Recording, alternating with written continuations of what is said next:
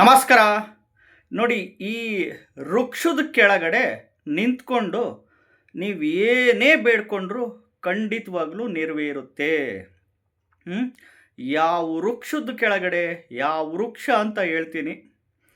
ಮೊದಲು ಹೊಸದಾಗಿ ವಿಡಿಯೋ ನೋಡ್ತಾ ಇದ್ದವರು ಚಾನಲ್ ಸಬ್ಸ್ಕ್ರೈಬ್ ಮಾಡ್ಕೊಳ್ಳಿ. ವಿಡಿಯೋ ಇಷ್ಟ ಆದರೆ ಲೈಕ್ ಮಾಡಿ, ಶೇರ್ ಮಾಡ್ಕೊಳ್ಳಿ. ಎಸ್ಪೆಷಲಿ ಇಡೀ ಭೂಮಂಡಲದಲ್ಲೇ, ಇಡೀ ವಿಶ್ವದಲ್ಲೇ, ಇಡೀ ಪ್ರಪಂಚದಲ್ಲೇ ಈ ಪರಿಹಾರ ನಿಮಗೆಲ್ಲೂ ಸಿಗೋದಿಲ್ಲ.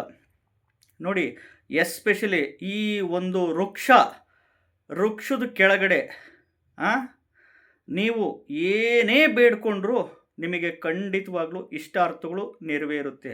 ಯಾವುದಪ್ಪ ಅದು ವೃಕ್ಷ ಅಂದರೆ ತಾರೆ ಮರ, ತಾರೆ ವೃಕ್ಷ, ಶನಿದೇವನ ವಾಸಸ್ಥಾನ ಅಂತೀವಿ. ಶನಿದೇವನಿಗೆ ಇಷ್ಟವಾದ ವೃಕ್ಷ, ಶನಿದೇವನ ವಾಸಸ್ಥಾನ, ಶನಿದೇವನ ಇಷ್ಟವಾದ ವೃಕ್ಷ. ಶನಿವಾರ ಕರೆಕ್ಟಾಗಿ ಮಧ್ಯಾಹ್ನ 12 ಗಂಟೆಯಿಂದ 12:30 ಒಳಗಡೆ ಈ ವೃಕ್ಷದ ಕೆಳಗಡೆ ನಿಂತ್ಕೊಂಡು ನೀವೇನೇ ಬೇಡ್ಕೊಳ್ಳಿ ಖಂಡಿತವಾಗ್ಲೂ ನಿಮ್ಮ ಈಡೇರುತ್ತೆ. ಎರಡನೇದು ಬಂದು ರುದ್ರಾಕ್ಷಿ ಸಸಿ, ರುದ್ರಾಕ್ಷಿ ಗಿಡ.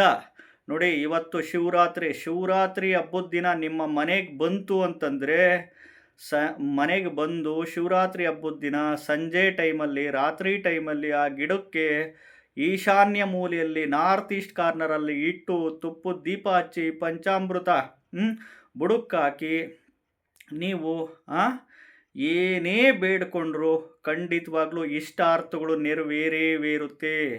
ಈ ರುದ್ರಾಕ್ಷಿ ಸಸಿ, ರುದ್ರಾಕ್ಷಿ ಗಿಡ ಯಾರ ಮನೆ ಮುಂದೆ ಇರೋದಕ್ಕೆ ಸಾಧ್ಯನೇ ಇಲ್ಲ.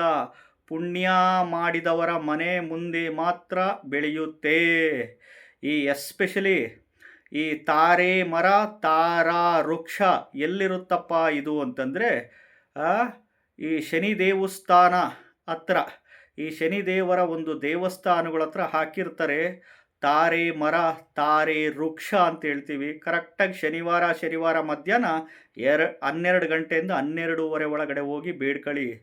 ಯಾಕೆಂದರೆ ಇವೆರಡು ಪರಿಹಾರ ಇಡೀ ಭೂಮಂಡಲದಲ್ಲಿ, ಇಡೀ ವಿಶ್ವದಲ್ಲೇ ಯಾರೂ ಹೇಳಿರೋದಕ್ಕೆ ಸಾಧ್ಯನೇ ಇಲ್ಲ.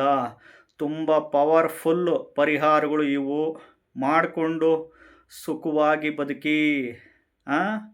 ವಿಡಿಯೋ ನಿಮಗಿಷ್ಟ ಆಗಿದ್ದರೆ ಚಾನಲ್ ಸಬ್ಸ್ಕ್ರೈಬ್ ಮಾಡ್ಕೊಳ್ಳಿ, ವಿಡಿಯೋ ಲೈಕ್ ಮಾಡಿ, ಎಲ್ಲರಿಗೂ ಶೇರ್ ಮಾಡಿ.